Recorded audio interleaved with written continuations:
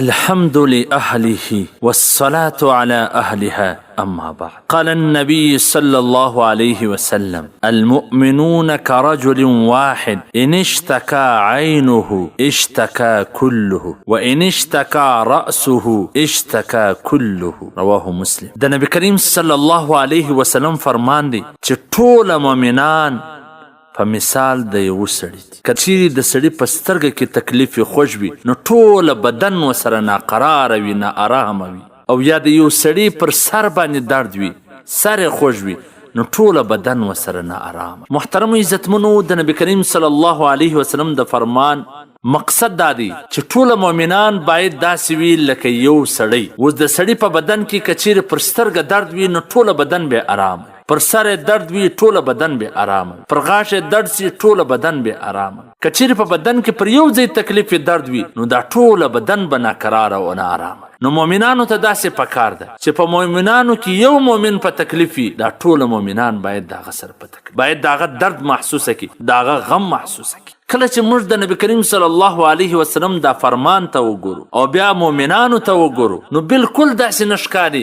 چې دا د نن سبا مؤمنان دي د یو سړي په شان، یعنی د دې ټول مؤمنان دي د یو بدن، د یو سړي د بدن په شان. د بل ملک مؤمنان خو پرېږده چې موږ د شام د مؤمنانو سره غمجن سو، موږ د فلسطین د مؤمنانو سره غمجن سو، موږ د افغانستان د مؤمنانو سره غمجن سو، موږ د عراق او د سوریه او د کشمیر د مؤمنانو سره غمجن سو، د نورو علاقو د مؤمنانو سره غمجن سو. یعنی چې په هر ملک یو مؤمن په غم وي، موږ ورسره غمجن یو، هغه په تکلیف وي، موږ ورسره په تکلیف یو، د هغو درد موږ محسوسه کړی وي. داسې خو بیخي نه کېږي. نن سبا خو پر څنګ به سره پراته وي، دوه کورونه به څنګ پر څنګ وي، په یو کور کې به ژړا وي شروع، په بل کور کې به ډولونه او دریا وي. د ښار په یو سر کې به خلک په ژړا او په غم غمجن وي، په بل سر کې به د ښار اتڼونه او ډانسونه شروع، رقص به شروع، ډولونه به شروع. دا به ونه وایي چې د بل مؤمن پر کور غم، هېڅ چاته د بل غم درد نه محسوسېږي. بس هر سړی وایي چې زما څه بچ په لالا کې لکه په خټو کې، بس ای وایي زما د سره لرې سوه، بالا که همسایه غمجن دی، که بل ملک مسلمان غمجن دی، که بل ملک دی، که بل ملک دی، بس ای زما څه بچ وي. دا زموږ حال. د مؤمن دا صفت نه دی عزتمنو. د مؤمن دا صفت دی کوم چې نبی علیه الصلاة والسلام فرمایلی دي ټول مؤمنان داسې دي لکه د یو سړي بدن. یو سړی چې په سړي کې په یو ځای باندې تکلیف سي نو ټول بدن به آرامه وي. نو د دنیا په هر ګوټ، په هر کونج کې چې یو مؤمن ناارامه وي، په تکلیف وي،